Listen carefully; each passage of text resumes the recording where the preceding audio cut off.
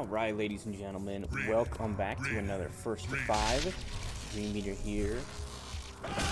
We are going to be hopping into an MKX First to 5. We're going to start it off with a little Raiden mirror. We got Exodia versus Tekaruzute.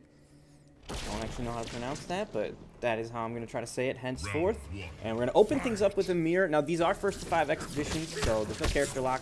This is just for people to have a little fun, show off their different characters. So we may be seeing some different faces here as we go through this, but we will open up with Displacer versus Displacer. Lots of teleports here, just being elusive, trying to find the first hit. That's going to be a little air or anti-air, but not able to follow up in the overhead. We'll catch him low, no follow-up as well. Here's going to be a throw to get a little bit of damage going. So far, both players pretty solid on their defense. This could be our first big pickup. Going to go straight to the corner with him now. And just answers right back. Into the restand, 26%. Not big, giant damage. I don't know which is the big damage version of Raiden anymore. I want to say Displacer has kind of come up lately, but previously people were using the one with the run cancels a lot more, and then I guess you see a little bit of the traps, but that might be more of a gimmick. Displacer does have that elusivity. You can cancel into it to actually make some really interesting plays go off here. Here's the teleport, gets behind him. A little bit of a trade, though. Another teleport. Good poke cancels, or poke challenges there to make sure his opponent's not just running away with it. But that time, little duck underneath the highs. And this is going to yet again do more damage. 30% lets the fireball rip on the restand.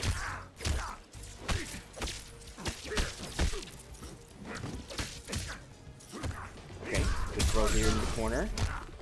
In my head, I'm right now thinking that there might be a fourth variation. What is Sparkle Hands? This isn't Sparkle Hands, because this is the teleport one. And is Sparkle Hands the one that has the run cancels too? It might be. Alright, Exodia running out of health here. A little hit. Ooh, not quite fast enough to get the punish here. Now, the throw into the corner. Exodia goes for the overhead, but armors out.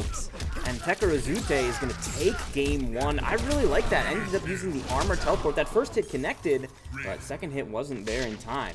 So we are going to be heading back to character select. It looks like Tekaruzute will be sticking with the Raiden. Not required to, but he will stick with it here. I think you'll commonly see that players are going to mostly stick to their character that they're getting W's with.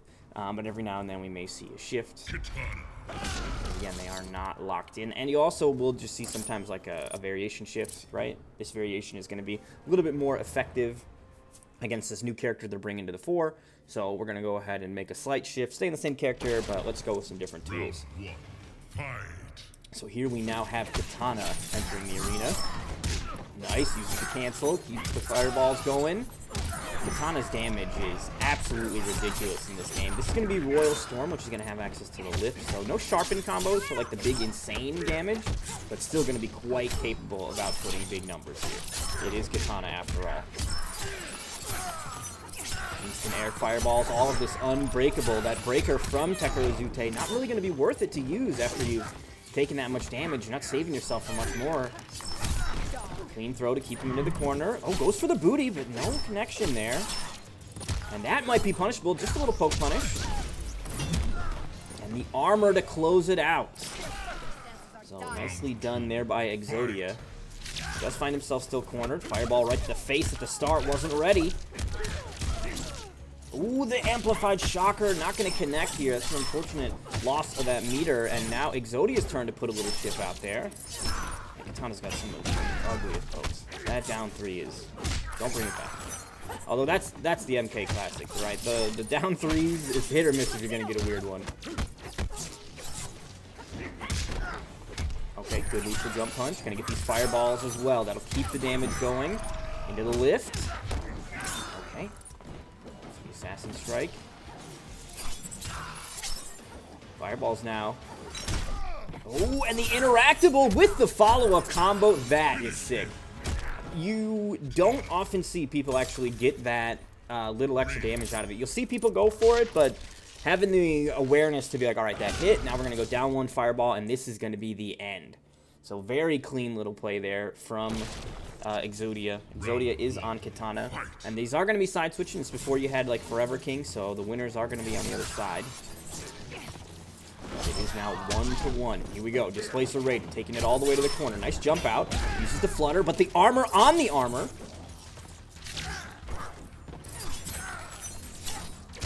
Alright. This will be a nice little opening here. Not able to go much further. I think he ran out of run meter there. The wake-up attack will also be blocked. I don't know what the punishability is on that. I believe you can punish it, but it might be like the armored one keeps it safe, or maybe it's the armored one is more punishable. It's been a while since we looked at it, but this could be big here. And look at that, completely unbreakable. We saw Tekaruzute get that meter for a break, but doesn't end up mattering at the end there. And that flutter off of the Shoryuken is going to allow her to keep the pressure going, right? You blocked right on the wake-up, but doesn't matter. It's still my turn. Booty to get in there. Now keeps him cornered. Ooh, the armored teleport out from Displacer. I believe Displacer Raiden is the only one with the armor teleport, right? I think you got to use the Vicinity Blast or whatever it is as Raiden to get out of there. So the armor teleport is probably one of the big reasons to play Displacer, being able to eat a hit and then quickly get out of even a double hitting normal, get behind them, and now you've got that punish going. So the poke, here's the throw. Not much more damage for Exodia to close this one out. Can he do it? Teleports in, just trying to find an opening. Neutral jump punch will connect. Tekaruzute going all the way to the corner, but not quite enough. Can he get the hit? And he will find it. So we are tied up here. A game apiece, a round apiece. Who's going to take the lead? Meter-wise, Exodia has a little bit more to work with. Big poke underneath those flutter cancels. That's going to actually save him from having to deal with those follow-ups. Okay. Pokes under the throw. One cancels to keep it going. Didn't have the meter for an amplified chakra though, so it's going to stop short. And man, these katana damages, like she doesn't need the corner to hit you with really solid numbers. It's really crazy. I think this might have been the best version of katana in a while.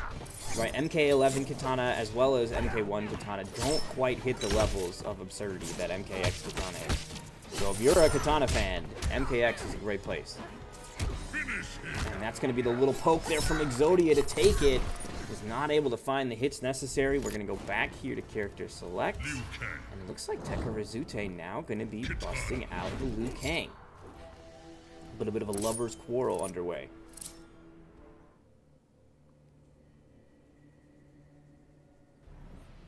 Be switching up the... Oh, no, we're not switching up the arena, though. We continue to fight it out in the Cove. Now, I am curious, do one of these players like the Cove?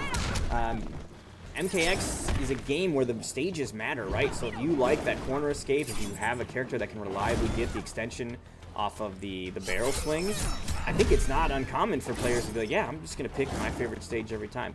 Personally, I used to always pick the pit because it looks cool and I like the symmetry of it. But there are some players that like just know what the tools are at hand on these better stages, and they lean into it. And completely acceptable to pick the stage. There's no random stage rules here, so if you like the Cove, grab it every time, or at least try to. 50-50 shot between you and your opponent. A little bit of a fireball war going on here. These instant air fireballs from Liu Kang, though. Oh, tries to bounce it back. And that armor will get in through that double hitting string. Not able to get the second hit off in time. Armors himself. But nice avoidance here from Exodia. This could be the end. Gets the air fireball. The uppercut. Okay, nice. I think he maybe didn't want to give up, put himself in the corner there, but might have just dashed a little bit too far underneath the opponent. Nonetheless, though, the round is the round. Instant air fireballs right off the bat. And that time had the read on the reflect. Ooh, tries to get it. Gets hit by the, I believe that was EX fireball to stop it, though. It beat the armor. Oh no, fireball cancel doesn't come through. There's going to be more big damage here for Exodia. Gets the lift. Booty to the other side. Just takes a little damage, but wants the positioning here. And air fireballs. This is not going to be quite enough, but it is going to start to put Tekaruzute in a dangerous position. The restand off the throw as well. The overhead will connect, but doesn't get the follow-up after. One last chance here for Tekaruzute. This could... Oh, no, that could have been the start to something huge, but unfortunate drop there. And that means that Exodia is going to be going and taking this one as well. And the brutality into the drink, ending it in style. And now Exodia...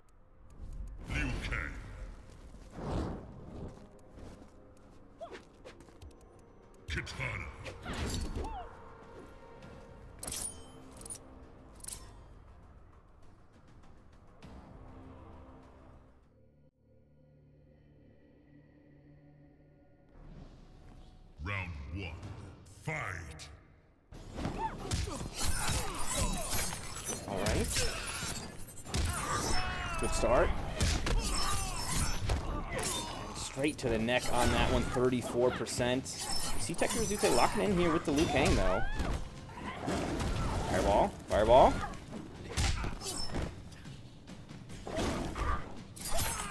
Okay, those air fireballs, man. Exodia's getting them so low to the ground. Definitely a Katana loyalist, somebody who's been playing this character for quite some time. I would think. I actually don't know. That is usually the sign of somebody. Although I guess there's a handful of instant air fireball characters, but... Okay. Tekaruzute is starting to run behind on this fireball war. And Exodia gonna go ahead and take round one here. We have switched stages to the pit as well, so we did end up getting a stage swap. Instant air fireballs, not quite low enough for it to all connect here. And now Katana's turn to do some damage. No meter either from Tekaruzute. Meanwhile, Exodia's got full stick to work with. 40%, and that is meterless, mind you. Goes in for the low. Great defense from Tekaruzute. He has to use the interactable to get out of the corner here. So it's going to put him back down to no bars. Finds a little bit more with the chip, though. Here we go. Bicycle kick. Amplify it as well. Instant air fireballs in the corner. Okay, good damage here. Going to be 44%. The fireball ends up being safe at the end. Might have baited Exodia. And this is going to be a follow-up punish. Bicycle kick not quite enough. 37%. And the chip will do it. A beautiful round from Tekaruzute to answer back. Final round. Fight. Alright, instant air fireballs connects. Not quite close enough for the follow-up here, but Tekaruzute putting on the heat here. Okay, the amplified Shoryuken will catch. Fireball, it recovers in time. Big jump-ins here from Exodia. And this is going to be big damage. There's no meter to stop this, and we are in the corner now, so Katana about to have her way. Could see another 40%. Amplified dragon kick to get him off. Goes for the anti-air kick. Uses the interactable yet again, and those are going to be on both corners, right? Neither corner is going to be super deadly for your opponent here, and that might have been part of why Tekaruzute is making the switch over to the pit. Particularly against a character like Katana, she has such great corner carry, side switch available to her. Picking a stage that can let you escape some of those deadly situations she can cultivate is going to be really important. And Tekaruzute will take the game as well. Nice little uppercut, anti-air, and that is going to put his Liu Kang on the board. Exodia, though, will be sticking with the Katana pick. Although the mask is off. Does that mean we've got a different variation? I don't remember what the icons are, or what the tell is on the character. No, the royal form is the one without the mask. Okay. I think dragons don't fire as like face tattoos, right? Something like that. Okay, good reflex. Oh, and that little forward 4, or forward 3, whatever those little pixie kicks he's got is going to start some solid damage here. 30%, tries to run away, but just being hunted down. Here we go in the corner. The amplified bicycle kick, no breaker. It's finally available, but not worth it here as we approach 50% from Liu Kang. A clean and swift round as Tekaruzute just forces Exodia into the corner. Big damage. And that's going to be the round. Now, of course, we do have 2.5 bars of meter almost on Exodia. Gets a little follow-up off of the interactable as well. That interactable ball now is gone, right? That is a single-time use, whereas the pit corners, you can just kind of go off of those over and over again. Big jump in, no breaker. You see it, that stamina meter flashing, though, so Exodia wanted out of that. As soon as the run meter is available, he will put an end to that damage. Floating over these fireballs. Tekaruzute, though, holding it down. Okay, this could be some damage for Katana now. Into the lift. Oh, okay, that was interesting. I'm curious if that was on purpose to try to just get the whip recovery on the side switch, but unfortunately it looks like Tekaruzute not going to be taken off balance by that, and he will close it out. And that should be tying it up 3 games apiece for both of these warriors. And that does mean now that we're going to be seeing Exodia make a switch on characters himself. We started off with Raiden, had a little bit of a Katana detour, which then summoned Liu Kang, and now Ermac stepping into the arena. We're going back to the pit here on this one as well, so it seems to be this is kind of the stage duality between these two players, Cove and Pit. Who's going to win it?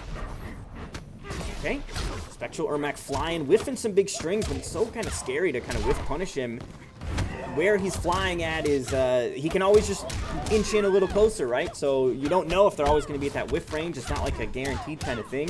So you can see Tekaruzute just kind of weathering the storm here. Goes for a poke. Oh, big drop though. To the overhead, and this time the connection is made. Spectral Ermac about to put out some real big damage numbers. 44%. The low will whiff. The armor will connect. Dragon Kick whiffs as well, though. There's the break. The meter being spent, going for the ground pound, getting a little damage. The air fireballs are going to be a solid answer, though, for that flight stuff. Just, you know, you're against a character that can challenge you up there. And that low fireball, catching him when he lands, means Tekaruzute now in the lead. Right? Floating around, but those fireballs, I mean, Liu Kang is the kind of character that will say, oh, you want to fly up there? Fine by me. Big answer, though. Spectral finds the overhead. There's the low. This is going to also be big damage here.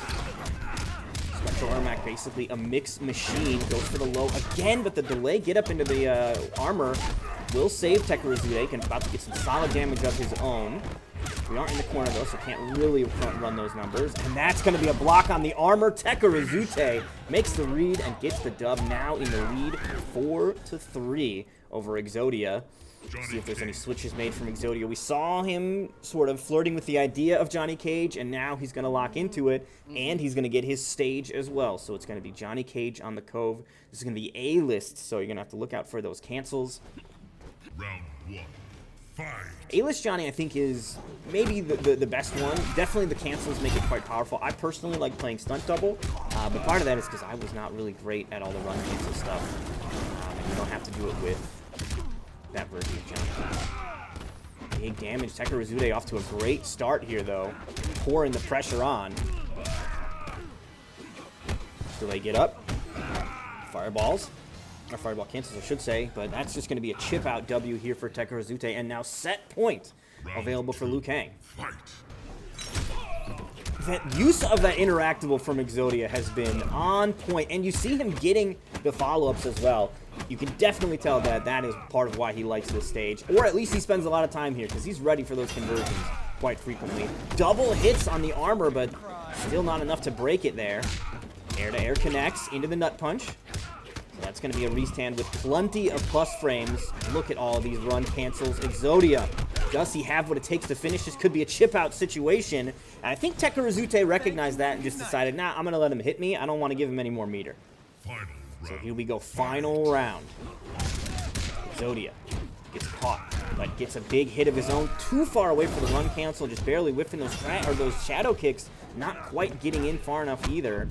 So he's getting through the fireballs, but unfortunately not getting any follow-up. Here we go, though. No meter from Tekaruzute, but he just challenges with a normal of his own. The break will come out from Johnny Cage. Fireballs as well.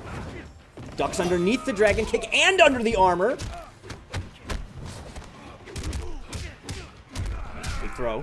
Sends him straight to the corner. Fireball onslaught now perhaps going to begin. The poke to take his turn. And here's the throw.